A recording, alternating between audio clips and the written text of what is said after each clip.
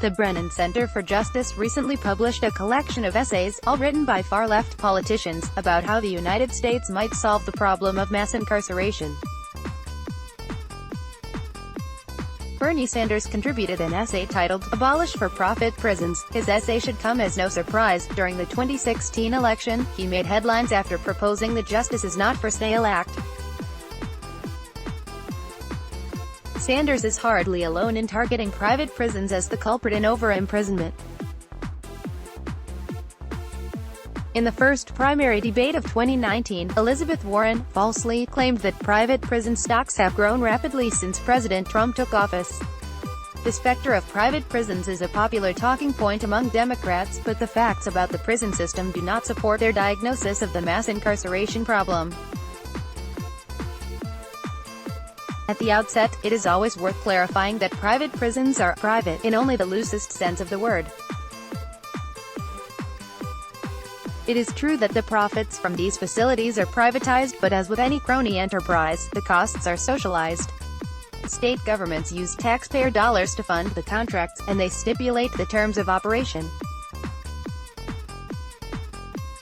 Many people see private prisons as an indictment of capitalism, failing to recognize that these prisons are wholly dependent on the beneficence of the government, the very entity that people like Bernie Sanders want to take control over the prisons as a solution to the problem.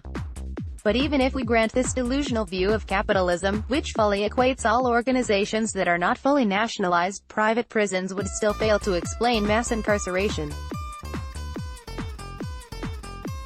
This has hardly softened the demagoguery about for-profit prisons, of course. In 2018, the Equal Justice Initiative ran the headline, "Private Prison Populations Skyrocket." The article reports that private prisons hold 128,063 prisoners. This, apparently, is skyrocketing growth from the 2008 numbers in which private prisons held 128,525 prisoners.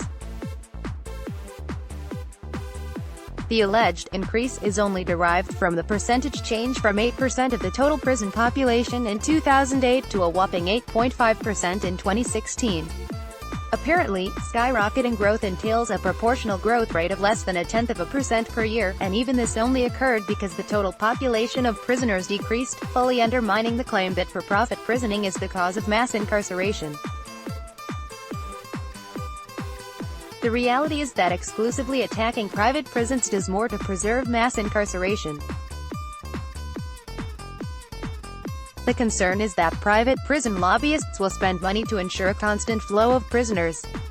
This is not an unreasonable concern. Incentives matter, and the prison industrial complex is rife with perverse incentives.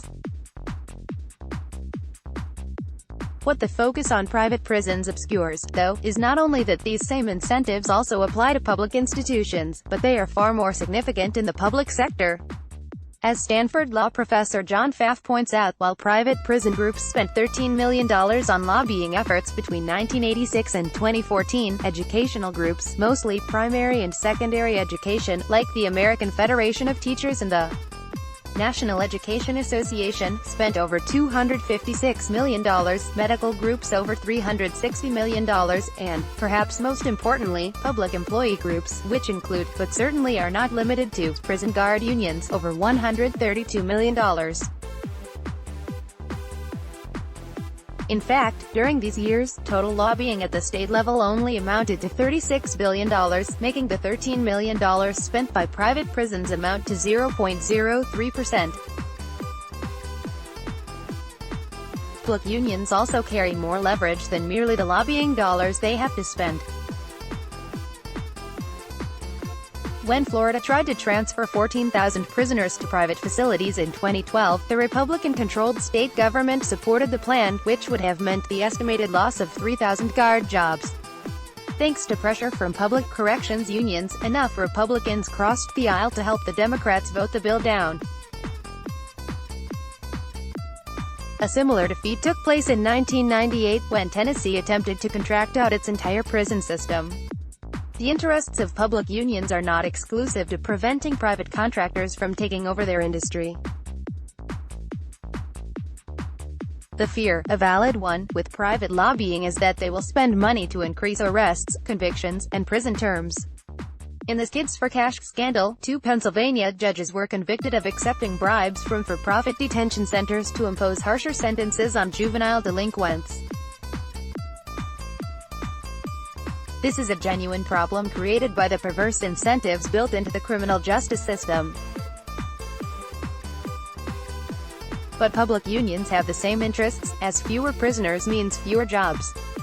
Not only do they spend more money lobbying to preserve and expand the prison industry, but they use political leverage to help elect politicians with tough-on-crime positions. This includes publicly elected sheriffs, prosecutors, and magistrates, in addition to legislators. The difference between public and private lobbying, aside from scope, is that private organizations and their beneficiaries actually face legal consequences for their actions. Following the Kids for Cash trial, both judges were given lengthy prison sentences, and the owner of the detention facility was imprisoned and forced to pay restitution to the victims. We may argue that the penalties and awards did not go far enough. The restitution the individual victims received was meager, but punishment and restitution in fully state-run enterprises is practically non-existent, despite a far more severe track record of abuses. None of this is meant to defend private prisons or suggest that they are a solution to mass incarceration or the injustices of our legal system. They clearly are not. There are plenty of reasons to oppose private prisons. However, it is important to recognize why people like Bernie Sanders oppose them. Sanders hardly makes any objection to the prison system per se, except to call for abolishing for-profit organizations. He is against private prisons because he is against private companies. He and many other pseudo-reformers show little concern for the prison system as such, evident from their conspicuous denial that public facilities face the same incentives, with more political leverage and virtually no consequences for misbehavior. Mass incarceration is, indeed, a problem, and the Democrats and Republicans and Libertarians who want to address this problem are right to do so.